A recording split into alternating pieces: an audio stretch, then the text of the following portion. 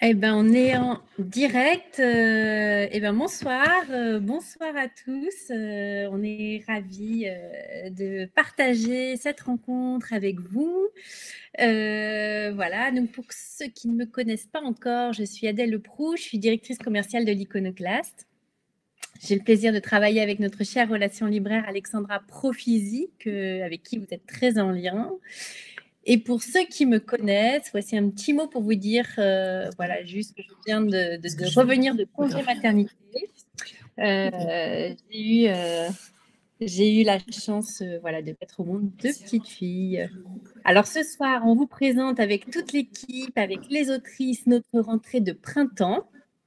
Et oui, cette année, on a décidé de contourner la rentrée d'hiver, qui est toujours un peu complexe, celle de janvier après Noël. Et on publie nos livres, notre rentrée en avril, au beau jour. C'est pour ça qu'on l'appelle notre rentrée de printemps. 3 livres, 3 autrices, 3 livres qui, j'espère, seront partie des incontournables romans de l'été. Voilà. Ils contiennent en tout cas tous les bons ingrédients pour le devenir. Voilà. Juste une petite chose. Pendant cette rencontre, vous pouvez poser vos questions dans le chat en bas à droite de l'écran et les autrices répondront à toutes vos questions donc en fin de présentation. Voilà, et je laisse la parole maintenant à la directrice de la maison que vous connaissez bien, Sophie de Civry. Bonne soirée. Merci Adèle, moi je suis très très contente de vous retrouver, même si c'est un peu virtuel, un peu frustrant, mais quand même c'est très joyeux. Adèle, c'est vrai, tu as parlé d'une rentrée littéraire de printemps et on retrouve les invariants de l'Iconoclaste, c'est-à-dire publier peu, faire 3 romans forts, dont une découverte. Et ces 3 romans, on commence par le retour d'une autrice que vous avez défendue, qui est Adeline Dieudonné. C'est un roman qui vous embarque en fait dès la première phrase et qui ensuite va jouer entre les frissons, l'introspection, et va vous donner envie vraiment d'un immense bonheur littéraire et vous donner envie de partager ce bonheur avec tous ceux qui vont vous entourer au printemps, sur les plages. Donc un roman auquel on croit beaucoup pour prolonger le plaisir de lire au printemps, sur les plages et jusqu'à l'automne. Ensuite, on a Delphine Inouï qui est à droite, qui s'est fait connaître pour ses succès en non-fiction. Et cette fois-ci, c'est avec un roman qu'elle arrive à l'Iconoclaste, où elle a eu envie de raconter la dictature d'Erdogan telle qu'elle l'a vécue depuis Istanbul, où elle vit depuis 7 ans. C'est un roman qui va sortir en avril, au moment où on va beaucoup parler d'Erdogan et de la Turquie, puisque c'est les élections. Donc on aura une presse qui va être à la fois une presse d'actualité et une presse littéraire. Enfin, pépite, on adore les premiers romans, c'est Fanny Rouet qui est là au milieu, avec un roman d'une drôlerie mais irrésistible, un pur roman réjouissant de printemps. Et Fanny, tu arrives sur les tables avec un blurb de ta marraine Cécile Coulon qui dit que c'est drôle et profond, et elle a entièrement raison. Voilà, maintenant la parole aux autrices, aux éditeurs, aux éditrices qui ont suivi ce livre, et on va commencer par Sylvie Gracia qui va présenter Delphine Inouï. Alors, bonjour à tous, excusez-moi, nous avons eu un problème technique, donc je reprends absolument, vous avez dû avoir un blanc de quelques minutes. Donc, je suis Sylvie Gracia et je suis l'éditrice de Delphine Minouï. Donc, pour résumer un petit peu, Sophie vous a déjà présenté Delphine, c'est une grande reporter spécialiste du Proche et du Moyen-Orient. Elle a vécu dans toutes ces grandes villes comme Téhéran, Le Caire, Beyrouth, et elle vit aujourd'hui en Turquie. Et pour la première fois, elle rejoint l'Iconoclaste après de grands succès en librairie, mais du côté du récit journalistique, et notamment le dernier, Les Passeurs de livres de Daria au Seuil, qui avait reçu le Grand Prix des lectrices de Elle côté document. Donc, elle nous rejoint à l'Iconoclaste, on est très heureux de ça, et on est d'autant plus heureux qu'elle nous rejoint pour un roman, pour son premier roman, dans lequel elle utilise tout son savoir journalistique pour donner vie à ce que peut être la vie aujourd'hui sous la dictature d'Erdogan. Alors, je laisse tout de suite la parole à Delphine. Bonjour Delphine, tu es avec nous depuis Istanbul. Bonjour. Bonjour Delphine, donc voilà, tu vis donc ce que je viens de dire à Istanbul depuis 7 ans, tu nous reçois depuis chez toi. Et première question, pourquoi ce passage à la fiction après un travail de récit, après plusieurs livres, des récits journalistiques? C'est vrai que ces dernières années, j'ai été aux premières loges des soubresauts de la Turquie d'aujourd'hui, des soubresauts qui traversent ce pays qui est si proche de l'Europe et qui en même temps s'en éloigne de plus en plus. J'ai pu assister à la dérive autoritaire du président Erdogan, à la reprise du conflit contre les forces kurdes dans le sud-est du pays, au coup d'État raté en 2016 et à toute la chasse aux sorcières qui a suivi, qui a visé des activistes, des journalistes, des intellectuels et énormément, des milliers de professeurs également. Et si j'ai eu envie cette fois-ci de passer à la fiction, c'était pour plusieurs raisons. D'abord parce que j'avais vraiment envie de raconter ce pays de l'intérieur, ce que j'appelle un peu la géopolitique de l'intime, raconter en quoi une dictature peut toucher le quotidien des hommes et des femmes de ce pays qui est à la fois merveilleux et qui devient de plus en plus effrayant. Et pour pouvoir en parler de plus près, j'ai voulu passer à la fiction parce que, premièrement, je ne voulais pas mettre en danger les gens dont je me suis inspirée et dont j'ai voulu raconter l'histoire. Et deuxièmement, parce que j'avais envie aussi de m'essayer à une nouvelle forme d'écriture, de me donner plus de liberté dans ma façon de bâtir un récit, de tisser une narration que j'ai choisie autour de deux personnages essentiels dans mon histoire. Alors, ces deux personnages essentiels, c'est un couple de jeunes universitaires et de leurs filles qui vont être confrontés brutalement à cette montée de la dictature. Ils sont tous les deux universitaires. Göktay signe des pétitions très, très régulièrement. Et un jour, la police turque frappe à la porte, très tôt le matin, ils sont encore au lit. Et tout démarre là. Tu peux nous raconter un petit peu ce qui se passe alors pour ce couple durant les années qui vont suivre?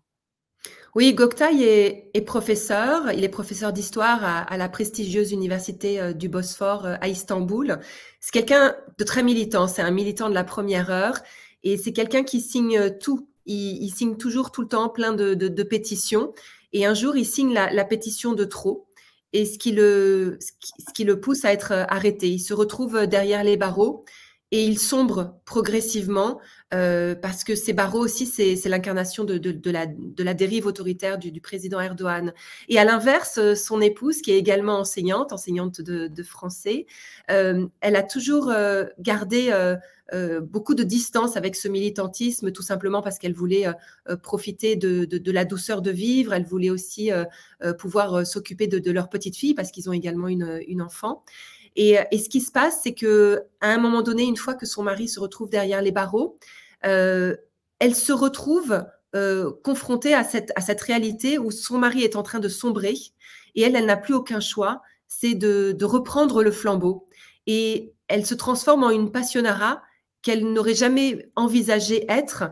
Et en fait, c'est ça aussi que je veux raconter, c'est comment une dictature peut à la fois détruire, mais peut à la fois révéler certaines personnes. Donc, tout est vrai dans ce livre, l'alphabet du silence. Mais surtout, ce qu'on peut aussi beaucoup aimer dans ce livre-là, c'est tout ce que tu nous transmets de ton amour de cette ville, d'Istanbul, une ville absolument fascinante. Est-ce que tu peux nous en dire quelques mots pour les libraires ici présents? Oui, Istanbul, c'est une ville incroyable. C'est une ville de plus de 15 millions d'habitants. C'est une ville où on est confronté au quotidien en permanence à la fois mille et une formes de répression, que ce soit les policiers qui patrouillent aux quatre coins des rues, que ce soit les tirs de gaz lacrymogène dès qu'il y a des manifestations, et en même temps une vraie envie de vivre, une vraie douceur, une volonté de s'amuser, de vibrer malgré les interdits. Et en fait, c'était ça l'idée aussi, c'était de montrer que, bon, au-delà de cette fiction, ce récit s'inscrit vraiment dans un contexte très réel qui a été celui de la purge massive du corps enseignant depuis 2015. Il faut imaginer au quotidien, et ça fait aussi partie des gens que j'ai côtoyés, c'est parmi les professeurs notamment, vous avez des gens qui du jour au lendemain ont perdu leur métier, ils ont été limogés, ils ont été mis sur la touche, ce sont devenus des parias de la société. On leur a tout pris, y compris le chômage, la sécurité sociale, on leur a effacé du jour au lendemain leur compte courriel, on a retiré leur nom des ouvrages qu'ils avaient signés, qu'ils avaient rédigés. Et moi, ce qui m'a vraiment toujours fascinée, c'est que malgré cette répression, malgré ces obstacles, il y a toujours eu une volonté de maintenir en vie pensée critique, ce débat qui n'a plus lieu d'être malheureusement dans les universités, mais qui s'exerce quand même en coulisses, à travers des réunions clandestines dans des cafés, à travers des universités parallèles qui s'organisent dans des parcs, dans des appartements, dans des sous-sols de restaurants. Et c'est tout ça que j'ai voulu retranscrire et faire vivre par rapport à toutes ces expériences que j'ai pu côtoyer en vivant à Istanbul. Alors, pour des lecteurs français, bien sûr, la Turquie est tout de même assez présente dans les journaux, dans l'actualité. Malheureusement, tu étais la semaine dernière sur les lieux du tremblement de terre. Tu as assisté, tu es allé après coup voir l'horreur de ces destructions. La Turquie, comme l'a dit Sophie en ouverture, va être aussi beaucoup dans l'actualité parce que l'actualité politique va être très forte au mois de mai, c'est-à-dire le président Erdogan va devoir se représenter aux élections. Sa réélection n'est pas assurée. Et c'est aussi ce que tu racontes dans ton roman, c'est-à-dire que ce personnage absolument incroyable que peut être Erdogan. Est-ce que tu peux nous en dire quelques mots et de ce qui peut se produire dans les mois qui suivent, qui pourront aussi accompagner ton livre, accompagner ton roman? Oui, on se rend compte que Erdogan, il est au pouvoir depuis maintenant plus de 20 ans. Et c'est un véritable animal politique qui sait aussi bien titiller la fibre nationaliste que la fibre islamiste pour se maintenir à la tête du pays. Et il est prêt à tous les coups pour vraiment couper l'élan démocratique venant de l'opposition. Et il va saisir toutes les occasions, que ce soit des occasions de crise politique, des occasions de crise liées aux réfugiés syriens, que ce soit en ce moment, malheureusement, à travers le tremblement de terre où il exerce une reprise en main, notamment à l'approche des élections. Et c'est ça qui est marquant aussi aujourd'hui en Turquie, c'est que évidemment, il y a une dérive autoritaire, il y a une dérive dictatoriale, et en face, il y a une société civile époustouflante qui réserve en permanence mille et une surprises. Et c'est ça que j'ai aussi voulu raconter en filigrane dans mon livre, parce que d'un côté, c'est vrai, la dictature peut tuer, la dictature peut museler les gens, la dictature peut faire souffrir, mais quand on a peur, en fait, la peur peut aussi se muer en une force inimaginable. Qu'on découvre tous en nous-mêmes, que j'ai pu découvrir moi aussi dans ce que j'ai vécu, mais dans ce que j'ai pu voir à travers les amis que j'ai côtoyés, que ce soit des opposants turcs, que ce soit des intellectuels, des écrivains. Et c'est cette dimension universelle aussi que j'ai voulu approcher à travers ce récit, parce que ce qui se passe aujourd'hui en Turquie, c'est aux portes de l'Europe, mais ça se passe aussi dans d'autres pays du Moyen-Orient, mais ça se passe aussi de plus en plus dans des pays qui sont pas si loin que ça de la France. De la France. Alors, le recours à la fiction t'a permis aussi de donner une portée universelle à ton roman. C'est bien sûr un roman de résistance, un roman d'amour aussi au sein de ce couple. Est-ce que tu pourrais nous dire un petit peu cette leçon que tu as pu tirer de ce recours à la fiction? Qu'est-ce que ça a pu t'apporter à toi? La fiction m'a ouvert un espace de liberté qui, ironiquement et je dirais métaphoriquement, rejoint cette volonté d'expression de liberté que vivent tous ces gens que je côtoie aujourd'hui en Turquie. Et c'est vrai que ça rappelle à quel point les mots jouent un rôle prépondérant et que des mots peuvent toujours naviguer au-delà des barreaux, au-delà de la censure, au-delà de la répression. Et c'est peut-être pour ça que même, peut-être sous leur influence aussi, à tous ces vaillants intellectuels turcs que j'ai côtoyés, sous cette influence-là, j'ai voulu aussi, moi, m'accorder cette liberté d'aller jusqu'au bout des mots, parce que c'est quand on va jusqu'au bout des mots qu'on peut maintenir cet espace de réflexion, cet espace de création qui est primordial, et en particulier dans ce corps enseignant. Et c'est aussi, ce récit, c'est aussi un hommage que j'ai voulu rendre aux professeurs, qui sont vraiment les passeurs du savoir, qui sont exposés aux obstacles les plus dangereux, que ce soit en Turquie, mais que ce soit aussi dans d'autres pays du monde, y compris la France. J'ai beaucoup pensé, par exemple, à Samuel Paty aussi en rédigeant ce livre. Et c'est à lui aussi que je rends hommage dans cet ouvrage. Dans cet ouvrage. Merci Delphine. Donc l'alphabet du silence apparaîtra en avril. Alors vous allez pouvoir, Delphine pourra répondre à vos questions en fin de conversation, après le passage de toutes les autrices. On a demandé à chacune de nos 3 autrices de donner de transmettre une image qui les avait inspirées dans l'écriture de ce livre. Et pour Delphine, tu peux nous dire de quoi il s'agit? Bah, c'est évidemment le coucher de soleil sur Istanbul qui est une sorte de soupape permanente. Il suffit d'avoir la pire des journées pour une fois dès qu'on va mal, en fait, on se plonge au bord du Bosphore, on guette le soleil, on guette les mouettes, et tout d'un coup, la vie redevient beaucoup plus douce, beaucoup plus belle, et source de grande inspiration et de créativité, de liberté. Merci Delphine. Donc on poursuit avec Fanny Rué et son éditeur Thomas Garret. Merci.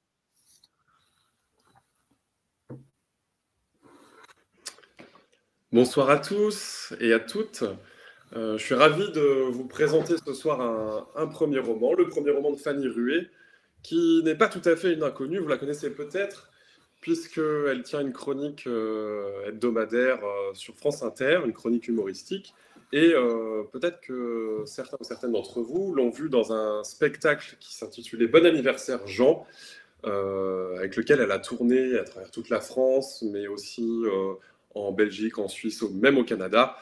Et vous pourrez retrouver d'ailleurs ce spectacle prochainement sur Canal+, si vous l'avez raté. Elle tient aussi un podcast qui s'intitule « Les gens qui doutent », mais cette fois-ci, on découvre l'autrice cette année. Et avant de parler du roman, on va vous passer une petite vidéo, un petit best-of de ce que est capable de faire Fanny Rué. En direct du Salon du Livre de Villefranche-sur-Saône. Comme chaque semaine, je vous résume un livre que je lirai la semaine prochaine. Mais comment, si je ne l'ai pas lu?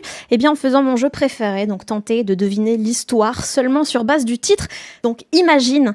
Les Chiennes Savantes, c'est l'histoire d'une université pour chiens femelles, fondée par la célèbre figure du féminisme canin, Virginia Woolf. On va parler santé mentale et je sais que je vais rien dire de novateur là-dessus, je vais rien dire qui va à contre-courant, machin, parce que je vois pas l'intérêt de jeter un pavé dans la mare si c'est pas pour s'y lester. Mais mon avis, c'est que la thérapie, ça devrait être entièrement gratuit pour tous et limite obligatoire en fait. Et les gens qui veulent pas, on leur tend un piège. Genre, on creuse un trou, on met des branches, on met les feuilles, et puis on dit viens, on va écouter Indochine. Viens, moi je suis toujours du côté des gens qui veulent se pécho, à défaut d'y arriver moi-même, autant que j'aide les autres. Surtout que mon spectacle, c'est l'endroit idéal pour pécho. C'est top parce que les garçons, plus ils me voient, plus ils aiment la fille avec laquelle ils sont venus, et les filles, plus elles me voient, plus elles aiment les hommes de manière générale. Donc vraiment... Alors, Fanny, ton premier roman s'intitule « Bien sûr que les poissons ont froid ». Un petit résumé rapide de l'intrigue. Ça raconte une quête, celle d'un garçon qui s'appelle Nour et que la narratrice a rencontré sur Internet quand elle était adolescente. Et une dizaine d'années plus tard, elle se dit « Tiens, si je retrouvais cette personne qui a totalement disparu, qu'est-il devenu? Où est-il? Existe-t-il d'ailleurs ?» Alors, on ne tarde pas quand même à comprendre que ce sujet-là, cette quête-là qui nous tient en haleine, est surtout un prétexte à partir duquel tu vas tirer un certain nombre de fils. Et la première question que j'ai envie de te poser, c'est quels sont-ils ces fils et pourquoi tu as eu envie d'en parler? Alors, il y a beaucoup de sujets derrière cette recherche principale, un peu cette trame-là, qui est en effet le jour où j'ai voulu retrouver quelqu'un avec qui j'étais très amie il y a 10-15 ans. Et puis quand j'ai vu qu'il n'existait pas sur Internet, ça m'a fait péter un câble et je me suis dit mais c'est pas possible, je dois le retrouver. Et donc j'ai passé plusieurs mois à essayer de le chercher. Donc ça raconte tout ça, mais parallèlement, ça parle aussi beaucoup de deuil, de dépression, de comment trouver sa place, de comment faire quand on se sent un peu bizarre. Et donc, je pense que c'est un truc assez générationnel, ce truc de trouver sa place quand on n'a aucune idée de ce qu'on fait et qu'on a 25-30 ans, quoi. Oui, c'est ce que tu dis, c'est un véritable roman générationnel qui parle des questions, de sujets d'aujourd'hui, qui est vraiment ancré dans son époque. Ben oui, parce que c'est assez, c'est enfin, les rencontres sur Internet qui sont aujourd'hui quelque chose de quotidien, on va dire, et puis de manière plus générale, un peu le manque de sens, ouais, quand on est un peu dans des périodes nihilistes comme ça, pourquoi on se lève le matin alors que le monde est en feu, que tout va trop vite et que, voilà, comment on se construit dans un monde qui s'écroule, quoi. Et donc, c'est un peu ça, comment trouver sa place quand tout a l'air un peu faux et sur le point de s'effondrer. Et ça, pourtant, alors, ce sont des sujets qui paraissent durs Ouais, en ça a l'air apparence. déprimant de ouf, je suis désolée. Il y a le deuil, il y a la perte, mais tout de même, on rit énormément. Et toi, tu as un humour très particulier qu'on adore, qu'on a entendu dans ce petit extrait. Et comment toi, tu le définirais, ton humour? Par quoi il se caractérise? Je dirais que c'est un peu l'humour de la dernière chance, comme ça, du truc de OK, foutu pour foutu, on va rigoler parce que de toute façon, rien n'a de sens, donc ça va être marrant. Donc en effet, ouais, il y a énormément de blagues, parce que c'est comme ça que je fonctionne. Un peu, dès que les choses sont un peu compliquées à gérer, je fais des blagues pour ne pas avoir envie de crever. Donc ouais, il y a beaucoup, beaucoup de blagues dans le roman et c'était chouette de pouvoir construire des blagues sur le long terme comme ça, parce que c'est pas comme dans un spectacle, c'est pas comme dans un sketch. Là, je pouvais installer des choses un peu plus longues et tout ça. Et donc, ouais, il y a beaucoup de notes de bas de page où je te parle à toi, Thomas, et donc la narratrice parle à l'éditeur, et donc des fois, voilà, il y a un peu des trucs méta comme ça. Et puis ouais, un peu un sens de la punchline que j'ai gardé du stand-up et des chroniques et qui se retrouvent dans ce bouquin. Mais là, pour une fois, contrairement au stand-up, contrairement aux chroniques, j'avais la possibilité aussi de ne pas faire que des blagues. Et donc ça, c'était un peu nouveau pour moi de pouvoir être très premier degré par moments, ce qui est assez terrorisant. Mais voilà, c'est fait, c'est parti à l'impression. Donc, on va pas annuler. Et oui, finalement, on comprend assez vite que ça va plus loin que du spectacle. Tu as trouvé ton écriture, ce que tu disais sur les notes de bas de page, et puis une grande place laissée à l'imagination. Et toi, tu réussis aussi à nous tenir en haleine. Peut-être que tu peux nous parler aussi du lieu qui t'a inspiré. Tu nous as donné une petite photographie de ce lieu qui t'a inspiré. Elle va arriver d'une minute à l'autre. Mais est-ce que tu peux nous dire 2 mots sur ce lieu? Ah zut, je pensais que j'allais te regarder meubler pendant plusieurs secondes et ça m'amusait déjà beaucoup. Oui, ça c'est mon ancien appartement où j'ai commencé à écrire le roman et donc c'est dans cet appartement que j'ai imaginé tout le début du roman quand la narratrice parle avec son ami Max de ce garçon qu'elle veut retrouver. Et donc c'est là-dedans que j'ai tout imaginé. Le chat, c'est le chat dont je parle aussi dans le roman. Et puis j'aimais bien le fait qu'au mur, bon là j'étais en plein déménagement, mais au mur, j'ai tous ces papiers avec toutes ces notes fluorées et tout. Et c'est vraiment comme ça que j'ai écrit le roman. J'avais tout un pan de mur avec plein de post-it de qu'est-ce qui va se passer quand et tout ça. Et j'ai un peu des tocs d'organisation et tout ça. Donc voilà, je trouvais ça assez représentatif. Surtout que là, il y a pas mal de mes plus grosses influences qui sont affichées. Il y a Fleabag, il y a la une du Time avec Salinger et L'Attrape-Cœur, c'est mon roman préféré. Et j'avais envie de faire quelque chose un peu dans cette vibe d'un narrateur un peu paumé qui parle de manière très familière. Parce que ouais, c'est un langage très oral dans le bouquin, parce que je voulais pas avoir l'air de faire de la littérature et machin dans ce que ça peut avoir de négatif et tout. Donc il y a un côté un peu schlagos, on peut dire, que j'avais envie de garder. Voilà, et puis peut-être pour terminer, ce qu'on peut dire aussi, c'est que certes, c'est un roman très générationnel qui est truffé de références, où on rit à chaque page, et pour autant, c'est un roman qui parle à toutes et à tous, qui va au-delà des simples générations Skyblog, MSN. Si ça ne vous dit rien, vous allez découvrir quelque chose. Si ça vous rappelle des souvenirs, vous allez forcément vous y retrouver un petit peu. Et voilà, ce qu'on peut dire, c'est que si vous avez des questions, vous pouvez bien sûr les poser dans le chat. Si tu as un mot de la fin, Fanny, c'est le moment. Pas de mot de la fin. Non, non, juste non, non, c'est tout, c'est tout. J'ai rien oublié. Donc, on se retrouve, nous, juste après, avec Adeline Dieudonné. Et bonne soirée à toutes et à tous. Ah, Rebonsoir. voilà. Adeline Dieudonné, donc on reste en Belgique, puisque tu vis à Bruxelles, tu es originaire, donc originaire belge. Et tu t'es fait remarquer dès ton premier roman, La vraie vie, 2018, et ça a été un succès, mais fantastique pour un premier roman. 180 000 exemplaires en grand format, près de 80 000 exemplaires en poche, donc en tout, c'est plus de 250 000, 270 000 personnes qui ont lu ton roman. Ce roman a été aussi primé par le Grand Prix du roman Fnac, par le Renaud des lycéens et par le Grand Prix des lectrices de Elle. Et pas que, parce qu'en fait, dès l'été, on a senti l'engouement des étrangers autour de ce roman. Il a été traduit et acheté bien avant sa parution, et au total, il y a 21 éditeurs qui ont acheté et traduit ce livre, ce qui est beaucoup aussi pour un premier roman. Donc ce roman a été joué au théâtre, donc a été interprété au théâtre, il est aussi en cours d'interprétation au cinéma, La vraie vie. Et puis tu reviens avec un deuxième livre où on retrouve ta patte Dieudonné, une patte mordante, voire trash, et tu arrives, donc c'est Kérosène, et cette fois-ci tu arrives avec un roman qui nous séduit tous en fait, et qui dès la première ligne nous embarque. La première ligne est très très forte. Le titre de ce livre, Reste, est assez énigmatique.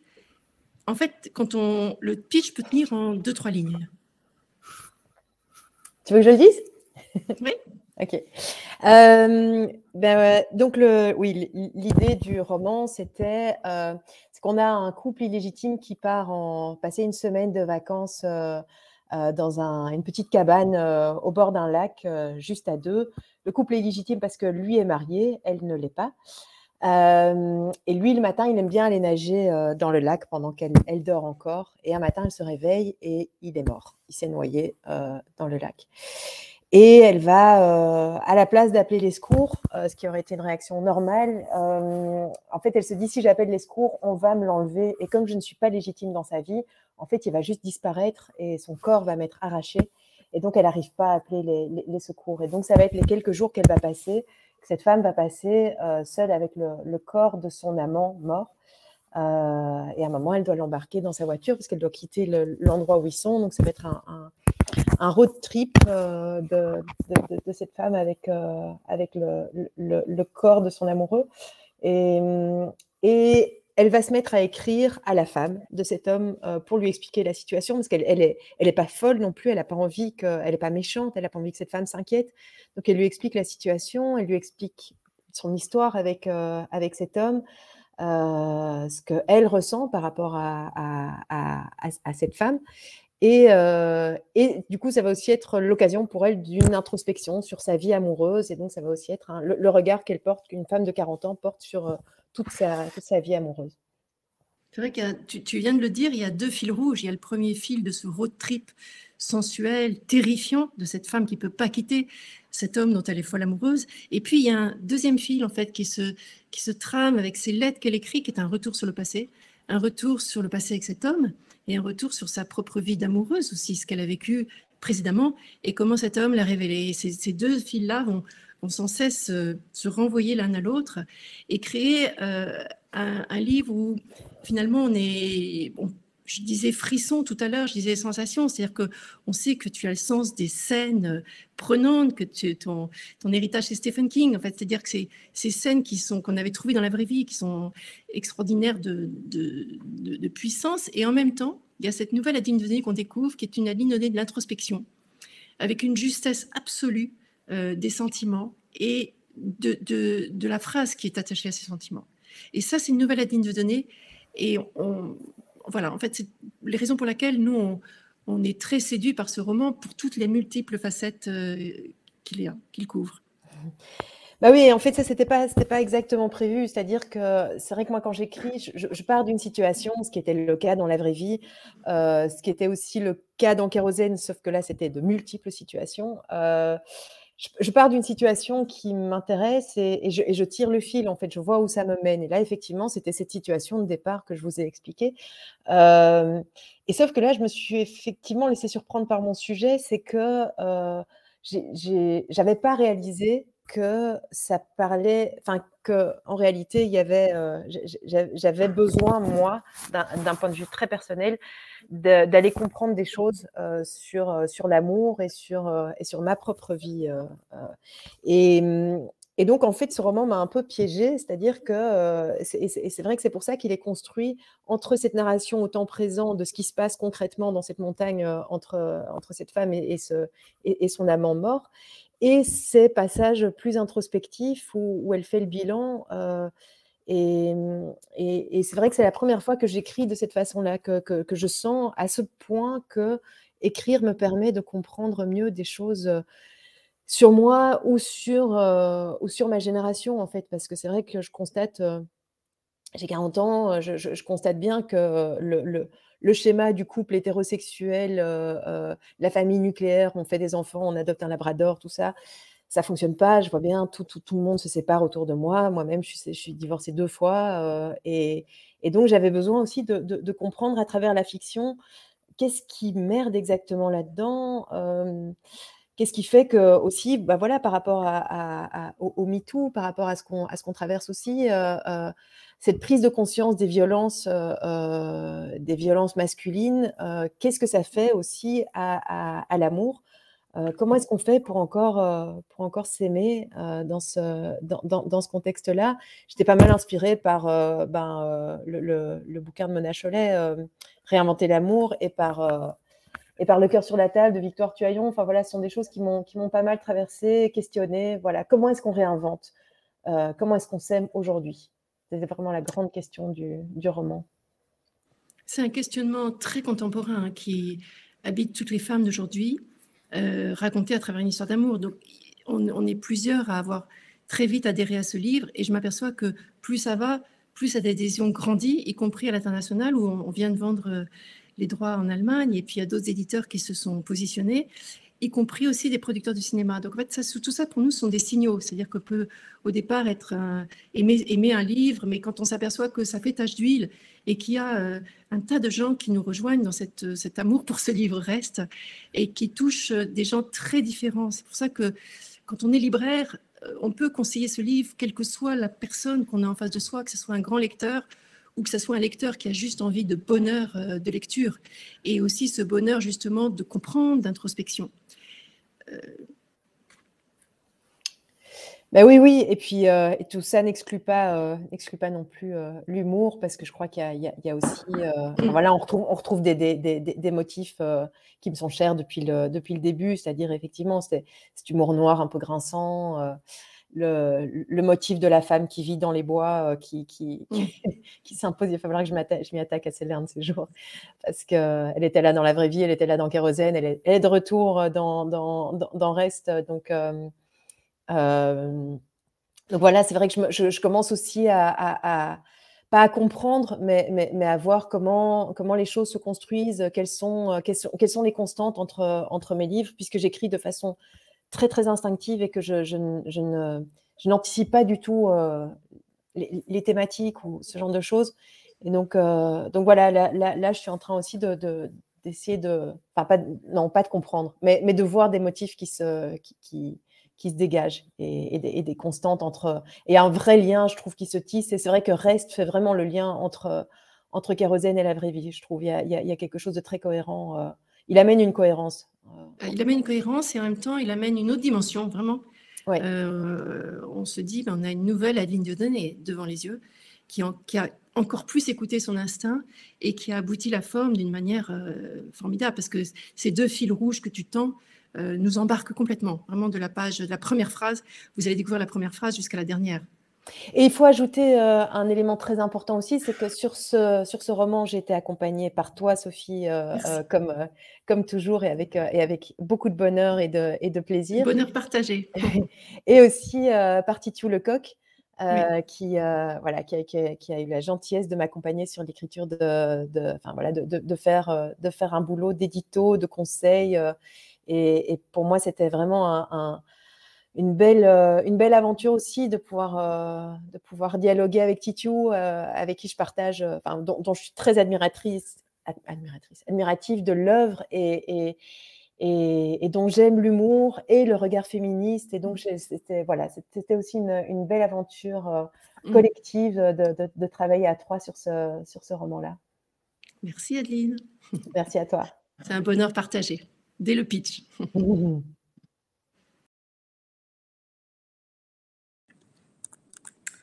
Bonsoir.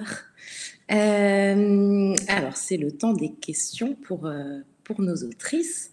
Delphine, si tu nous entends, Joël demandait si... alors, la question, c'est: l'autrice ne risque-t-elle pas d'ennui voilà, avec ce sujet? Merci pour cette question. En fait, j'ose imaginer et espérer que la fiction, justement, me protège des griffes du pouvoir. Et en fait, finalement, je me cache derrière les mots des autres, mes deux personnages, ce couple, Goktaï et Ayla, pour faire passer en filigrane mon ressenti face à l'absurdité d'un régime à la dérive. Et puis, j'aurais tendance à répondre aussi que finalement, c'est un choix que j'ai fait depuis 25 ans en m'installant au Moyen-Orient, en ayant vécu dans tous ces pays assez complexes, et maintenant la Turquie. Donc, vivre dans des pays qui sont condamnés à l'obscurité, mais où je cherche éternellement les parts de lumière à faire partager. D'accord, merci beaucoup. Adeline, si tu veux répondre un peu plus longuement à Madeleine qui demandait si tu avais trouvé la réponse. Donc, c'était sur comment faire pour aimer après la prise de conscience des entraves du patriarcat. Est-ce que tu as trouvé la réponse? Non, j'ai pas trouvé la réponse, mais ce qui m'est apparu et que moi j'ai trouvé intéressant à titre personnel, c'était aussi de réaliser mes propres mécanismes de soumission, et qu'effectivement mes propres mécanismes de soumission qui rendent la vie de couple impossible pour l'instant, et aussi de se rendre compte que c'est pas très grave, pas de vie de couple, c'est très bien aussi. Il y a d'autres formes d'amour à inventer, enfin d'autres formes en tout cas de cohabitation, parce que c'est aussi la question centrale du roman, c'est que il y a aussi un facteur économique. En général, on se met en couple parce qu'on divise un loyer par 2 et que c'est évidemment pas négligeable, et que donc il y a aussi d'autres formes à inventer, vivre avec une sœur, une amie, nos parents, et que voilà, qu'en tout cas sortir cette idée du couple central qui doit gouverner nos vies, ça me paraît important. Mais non, des vraies réponses, évidemment que non. Et je ressors avec plus de questions que de réponses, forcément. On comptait sur toi, mais... et merci beaucoup. Et Fanny, moi, j'avais une petite question. Si tu pouvais peut-être nous dire en quelques mots pourquoi le choix de ce titre, parce que je trouve que ce titre et cette couve, c'est quand même super intriguant. Quelques mots sur le titre. Alors, ça vient d'une chanson du chanteur Raphaël que j'aime beaucoup et que j'ai beaucoup écouté au moment où j'écrivais le roman. Et alors, en fait, je ne saurais pas vraiment expliquer le titre sans spoiler. Donc, ce que je peux dire, c'est que ouais, la froideur, ça peut être un peu l'état de solitude qu'on peut ressentir, et les poissons, ça c'est voilà, ça je peux pas le dire sans spoiler, mais globalement cette couve, je l'aime beaucoup déjà parce que j'ai une passion pour la couleur jaune, et parce que y a j'avais envie d'un collage, parce que quelque chose voilà, où il y a plein de possibilités, on les met ensemble, on crée une nouvelle image. Moi, c'est un truc qui me plaisait beaucoup. Et puis, ouais, c'est à la fois... On ne sait pas exactement, est-ce que c'est un rideau, est-ce que c'est de l'eau et tout. Donc, il y a cet aspect, genre se faire noyer, se faire avaler par quelque chose. Et c'est un peu tout ce que raconte le roman. Ok, oui, il faudra lire le roman pour comprendre le lien avec les poissons. Merci beaucoup.